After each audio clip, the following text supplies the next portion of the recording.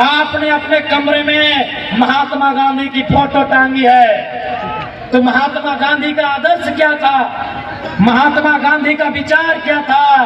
महात्मा गांधी कहते थे भारत की आत्मा बसती है गाँव में, भारत की आत्मा बसती है गाँव में, खेतों में, कहाँ? गाँव में, खेतों में। भारत की आत्मा बसती है कहाँ? गाँव में। कहाँ? खेतों में। गाँव की आत्मा बसती है किसानों में।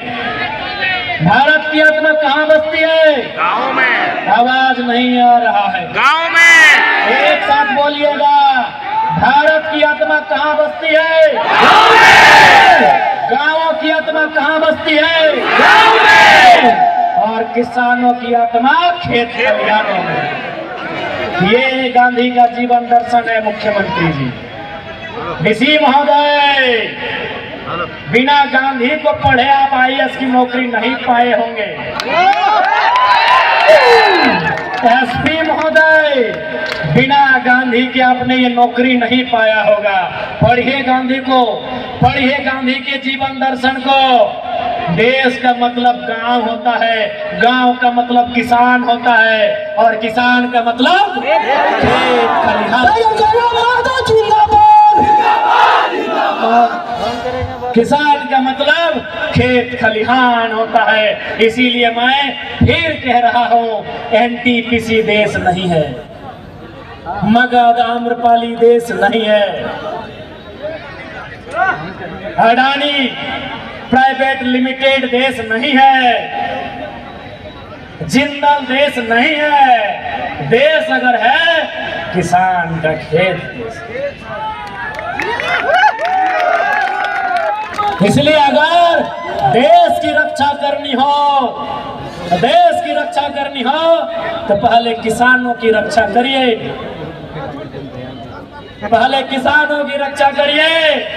और यदि किसान असुरक्षित महसूस करने लगे, ये तो किसान है, भोले भाले सीधे साधे सरल है, ये गरल है, ये सरल है, ये किसान है, इसीलिए आज ये खामोश है। अगर इनको किसी ने बता दिया कि किसान तुम्हारा नाता किससे है, किसान का नाता हल से है, हल भी हथियार होता है, आगे फार होता है।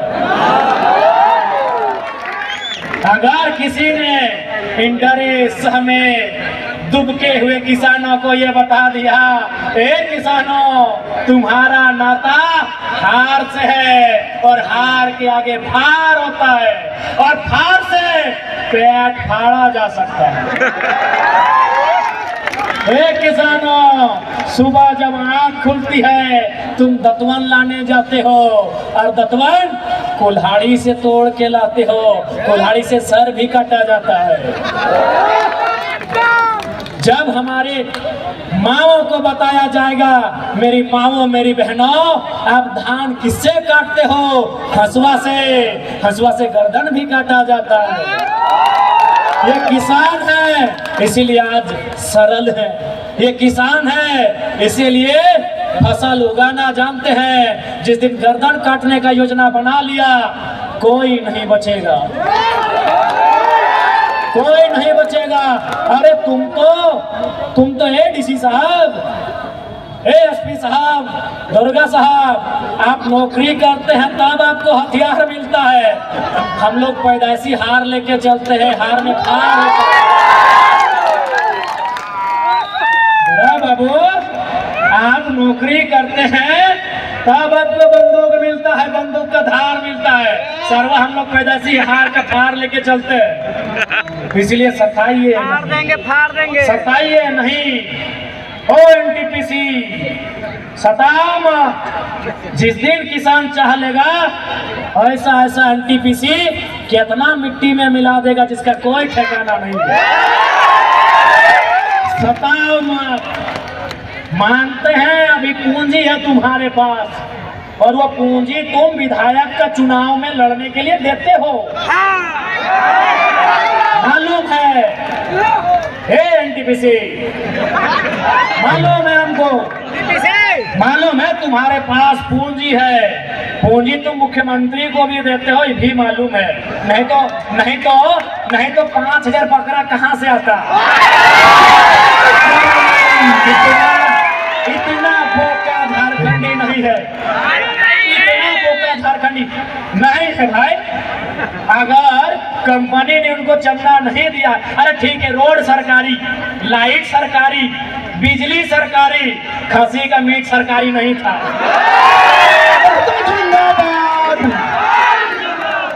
बांकुड़ा का रसगुल्ला सरकारी नहीं था, पुरुलिया का गांजा सरकारी नहीं था, और झालदा का मिठाई सरकारी नहीं था। ये सबको मालूम है। वाह वाह वाह वाह। वो कड़वी सच्चाई आप जानो मानो, वो कंपनी ने दिया है, रोड सरकार बनाई होगी, मिठाई का दाम कंपनी से, अभी अवैध पैसा।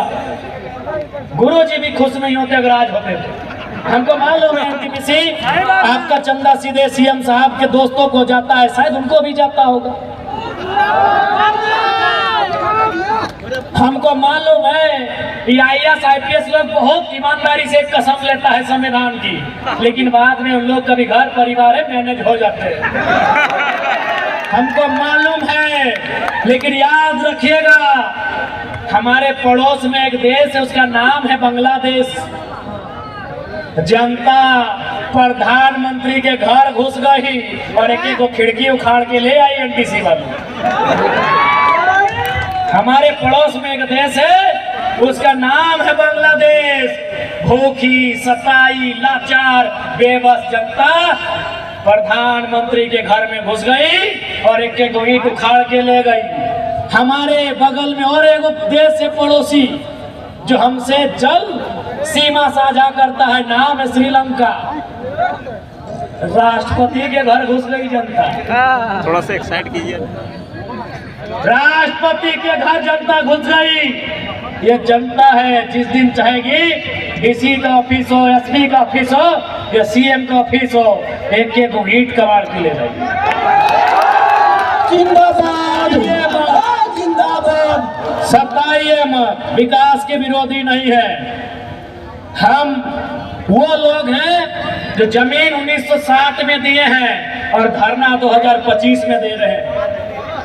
हम वो लोग हैं कि जमीन 1970 में दिए हैं और आज आपके सामने हाथ फैला रहे हैं। इसलिए समय आपका है, हम ये भी मान रहे हैं, लेकिन समय बदलने में समय नहीं लगता। ये भूखी प्यासी जनता जिस दिन खड़ी हो गई, जिस दिन खड़ी हो गई, याद रखिएगा ये किसी को नहीं पहचानने वाली। और ये भी मेरे किसानों यह भी याद रखिएगा, महात्मा गांधी को वास्तव में हीरो किसने बनाया? क्या आप जानते हैं? नहीं जानते हैं? महात्मा गांधी को हीरो चौपारण के किसानों ने बनाया। आप नहीं जानते हैं? पढ़िए गांधी जी का चैप्टर, पढ़िए किसान राजकुमार शुक्ला का गांधी को निमंत्रण। सवाल है, what is the turning point in the life of Gandhi? आपने पढ़ा होगा, पढ़ा है कि नहीं? Yes. What is the turning point in the life of Gandhi? वो चौपारण के किसान थे जिन्होंने गांधी के जीवन को बदला था। अरे आपने सरदार पटेल का नाम सुना होगा, क्या उनका नाम सरदार पटेल था? जी नहीं, उनका नाम वल्लभ भाई पटेल था। तो ये सरदार किसने बनाया? बड़दोली के किसानों ने बनाया। ये किसान की ताकत को जान नहीं रहे हैं, ये किसान की ताकत को पहचान नहीं रहे हैं। अरे किसानों ने गांधी और सरदार बनाया, आप कौन है? किसानों ने गांधी और सरदार बनाया, आप कौन है? किसान बनाने वाले हैं। किसानों ने बनाया है, किसानों ने फसल उगाया है। जिस दिन काटने पे आ गए ना, जिस दिन बिगाड़ने पे आ गए ना, ये पुलिस, ये प्रशासन, ये चुपचाप देखती रह जाएगी, ये देखती रह जाएगी। इसलिए हर यदि पूंजी तुम्हारी है, सुनो कंपनी वालों, आपसे हमारी कोई शत्रुता नहीं है। शत्रुता आपकी नीतियों से है, आपकी गलत नीतियों से है। यदि पूंजी तुम्हारी, जमीन हमारी। यदि पूंजी तुम्हारी, जमीन हमारी।